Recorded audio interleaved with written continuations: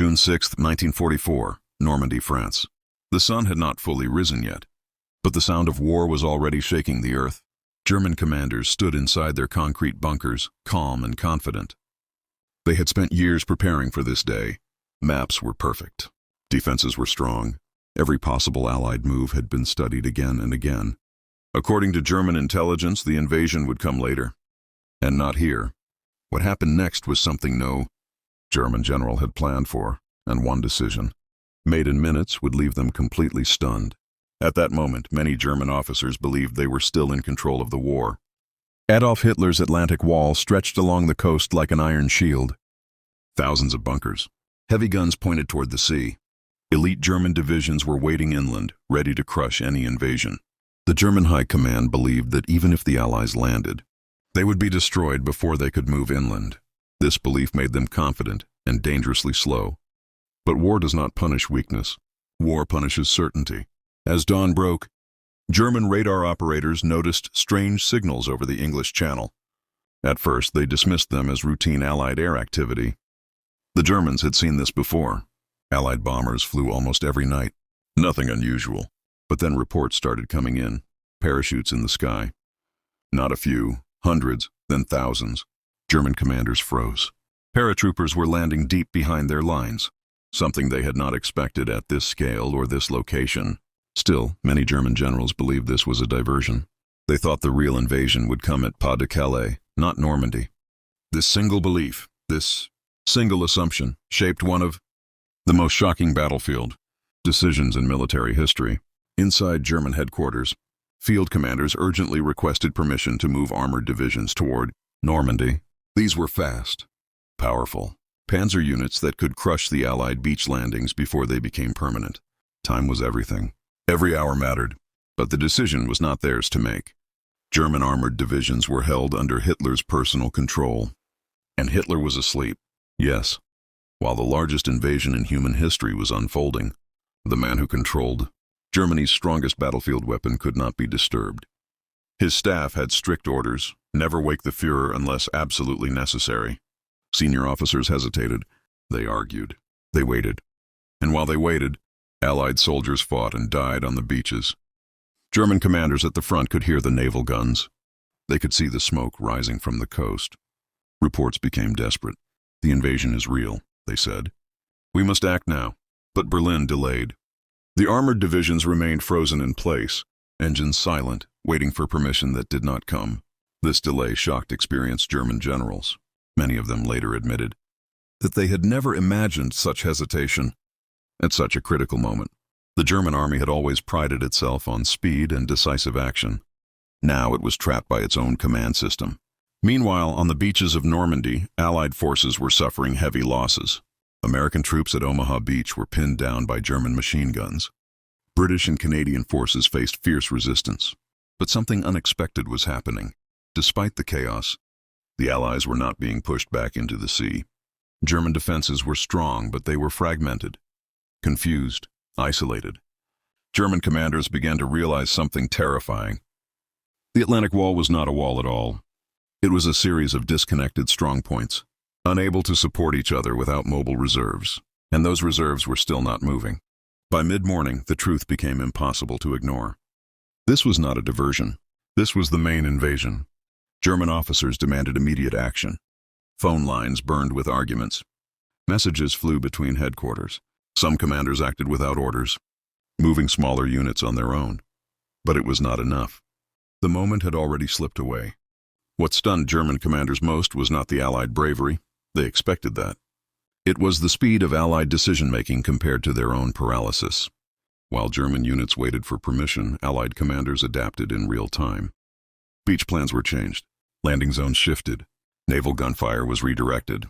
Air support responded within minutes. The battlefield was no longer predictable. And for the first time in years, German commanders felt something they had not felt before. They were reacting, not controlling. As the day continued, reports grew darker. Allied troops were pushing inland. Supply lines were forming. Temporary harbors were being planned. What should have been a single brutal day for the Allies was turning into something far worse for Germany, a foothold that could not easily be removed. German generals later described This day is the moment they understood the war was changing, not because of numbers, not because of technology, but because of one battlefield decision delayed too long, a decision they never believed would be delayed at all. And this was only the beginning. The consequences of that hesitation would unfold over weeks, then months, and eventually lead to the collapse of Nazi Germany itself. As the hours passed on June 6, 1944, German commanders began to understand that something far more dangerous than a beach landing was unfolding. The Allied forces were not behaving the way German war planners had expected. Instead of moving slowly and cautiously, the Allies were taking risks, changing plans, and pushing forward even when things went wrong. This flexibility confused German officers who were trained to follow rigid orders and fixed strategies. What shocked them most was how quickly the Allies recovered from mistakes. While German units waited for instructions that never arrived, inside German command posts, frustration turned into anger. Frontline officers sent urgent messages warning that Allied troops were linking their beachheads. Small gaps in the German defense were turning into wide corridors. These gaps were not created by weakness, but by delay. German commanders knew exactly what had to be done: launch a massive armored counterattack. But knowing and doing were no longer the same thing. The battlefield was moving faster than the German command structure could handle. When Hitler finally woke and was informed about the invasion, the situation had already changed. His advisors argued fiercely. Some insisted the main invasion was still coming at Pas de Calais. Others warned that Normandy was now the decisive battlefield. Hitler hesitated. He feared committing his armored reserves too early and being fooled by deception.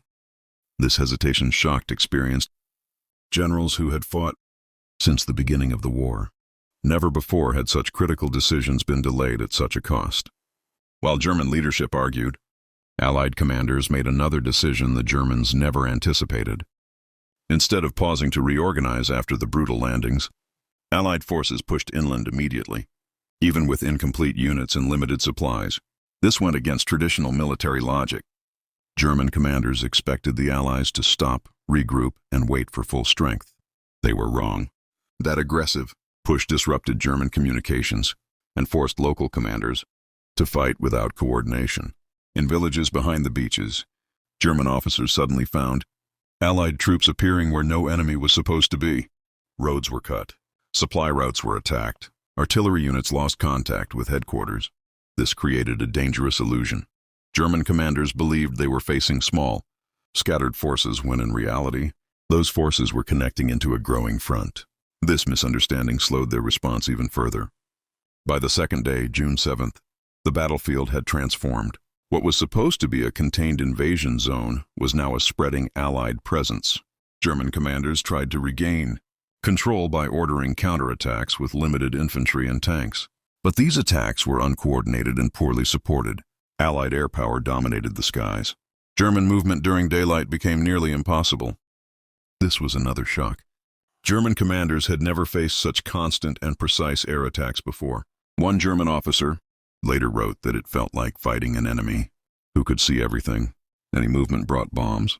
Any concentration of forces drew artillery fire. German units were forced to move at night, slowing everything down. Meanwhile, Allied engineers were building roads, bridges, and supply dumps at an incredible speed. What stunned German commanders was how fast the Allies turned chaos into order. Another unexpected decision deepened the German crisis. Allied naval guns were used not just against coastal defenses, but as mobile artillery far inland. German commanders did not expect battleships to influence land battles so deeply. Requests for reinforcements became death traps as naval fire destroyed moving columns before they reached the front. This changed how the battlefield felt. German officers realized they were no longer fighting just an army. They were fighting a system that combined land, sea, and air into one unstoppable force. As days passed, German morale began to crack. Soldiers fought bravely, but commanders knew the truth. The window to throw the Allies back into the sea had closed. That moment, lost to hesitation, poor assumptions, and delayed decisions, could never be recovered. Many German generals later admitted this was when they understood Germany could not win the war. Yet, despite everything, German leadership still clung to hope. They believed one final massive counterattack could change everything. Plans were drawn. Orders were written. And once again, the fate of entire armies rested on decisions made far from the battlefield. What happened next would shock even the most hardened German commanders, because the Allies were about to make another battlefield decision that no one in Berlin had prepared for. By June 8, 1944, German commanders realized that the window to destroy the Allied foothold had almost vanished. Panic was starting to creep into the bunkers. Plans for a massive armored counterattack, which could have crushed the beachheads in hours, were hurriedly drafted. Divisions were ordered forward. Tanks rumbled to assembly points. Officers shouted urgent commands. For a brief moment, it seemed as if the German army might regain the initiative. But the Allies were already one step ahead. Through reconnaissance, code-breaking, and sheer battlefield intuition, Allied commanders anticipated where the counterattack would come. Instead of waiting for the German tanks to arrive, Allied artillery and air forces struck in precise coordination. Tanks moving along predictable roads were bombarded before reaching the front. German infantry advancing to support them were cut off and forced to retreat. What had been intended as a decisive strike turned into a devastating failure. German commanders watched in disbelief. Experienced generals, veterans of multiple campaigns, had never faced a situation like this. They were trained to adapt, to think on their feet, but every move they made seemed anticipated, every plan predicted, and every delay magnified the consequences. What stunned them most was the Allies' ability to turn uncertainty into advantage. Where the Germans saw chaos, the Allies saw opportunity.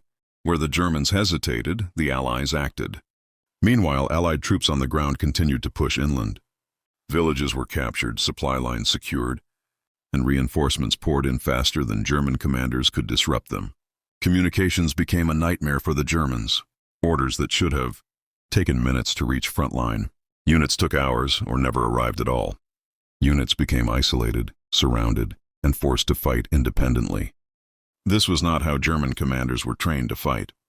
They were masters of coordination, discipline, and timing, but all of those strengths had been neutralized by one unexpected factor: the speed and boldness of Allied decisions. By mid-June, the situation had become desperate. German commanders tried one more desperate maneuver, a large-scale counterattack intended to retake a key bridge and cut off the Allied advance. But again, the Allies had already anticipated it. Minefields were laid, artillery concentrated, and paratroopers dropped behind German positions. Tanks were funneled into kill zones. German units were decimated before they could even reach the bridge. Commanders were stunned. This was a combination of intelligence, planning, and audacity they had never encountered before. Throughout the German high command, disbelief turned into despair. Officers questioned themselves, the system, and even Hitler's strategic decisions. They knew the war had changed. The rules of engagement, the timing, the battlefield, expectations, they were all being rewritten in real time by the Allies. What had started as a confident, orderly defense had turned into a frantic reaction to events they could no longer control. One German general later recounted that watching the Allies move with such speed and adaptability was like witnessing a force of nature. Each unexpected decision, from airstrikes to armored movements, from paratrooper landings to naval artillery, inland, shattered years of training and assumptions. By the end of the second week, the German army in Normandy was no longer in command. It was reacting, it was improvising, and it was losing. The most remarkable aspect, according to surviving officers, was not the bravery of the soldiers, nor the overwhelming numbers, but the psychology of decision-making under pressure. German commanders were stunned, not because of the weapons or the soldiers in front of them, but because one critical, delayed decision at the start had triggered a cascade of failures. A single hesitation had changed the outcome of an entire campaign, and this pattern would continue. Every decision, every movement, every small delay had multiplied consequences. The Allies, meanwhile, kept pressing. Each successful advance reinforced their momentum. German commanders became prisoners of their own command structure, unable to react effectively. Their battlefield intuition, which had once made them legends of warfare, was now their greatest limitation. The shock, confusion, and awe that German commanders felt that June, in Normandy, became a defining moment in military history. A moment when one bold, decisive, and unexpected decision by the Allies changed the course of a continent. It is a lesson in timing, leadership, and the power of decisive action. a lesson German commanders would never forget, even after the war ended. By the end of the Normandy campaign, German commanders were left in stunned silence. What they had never anticipated, the speed, the boldness, the relentless pressure of Allied decision-making had rewritten the rules of warfare. They had entered the battle confident in their plans, armored divisions and command structure, but they were forced to react to events beyond their control. Every hesitation, every delay, every assumption had compounded into a catastrophic outcome. It was a lesson in how a single decision, or a single delayed decision, can change history. For the American, British, and Canadian forces, the Normandy landings were more than just a tactical victory. They were proof that courage, adaptability, and decisive action could overcome even the most disciplined and well-prepared enemy. Allied commanders had taken enormous risks, moving forward even when the odds seemed impossible, and those risks paid off. The beachheads became footholds. The footholds became supply lines. And those supply lines became the foundation for the liberation of Western Europe. What stands out most is not the tanks, planes, or artillery, but the human factor. Decision-making under pressure, the willingness to take responsibility, and the ability to act when others hesitate. These were the qualities that stunned German commanders and shaped the outcome. History often remembers battles for their weapons, numbers, and strategies. But the Normandy campaign reminds us that timing, courage, and unexpected choices can change everything. As we reflect on this, one cannot help but consider how fragile assumptions can be. The Germans assumed the Allies would act predictably. They assumed their rigid command structure would protect them, and they assumed that hesitation could be ignored. History proved them wrong. A single battlefield decision, or the failure to make one, can shift the balance of power and alter the course of nations. For anyone studying leadership, strategy, or history, the Normandy landings teach a timeless lesson. Control is never guaranteed. Action and adaptation matter more than confidence in assumptions. Courage in decision-making can create opportunities that rigid plans cannot foresee. The Allies seized that moment, and German commanders were forced to watch as their decades of preparation unraveled before their eyes. And so as we close this story, we are left with a deeper understanding of warfare, leadership, and the human spirit. One decision can shock the mightiest of armies. One bold choice can change the fate of millions, and one moment of hesitation can define the rise or fall of empires. History is not just about battles, it is about decisions, timing, and the courage to act when everyone else hesitates.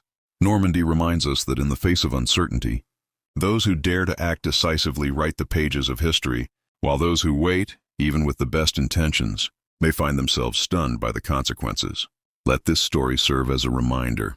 Even the strongest, most prepared, and most confident can be unprepared for the unexpected. And in that moment, the difference between victory and defeat lies not in strength, but in the courage to act. Thanks for watching.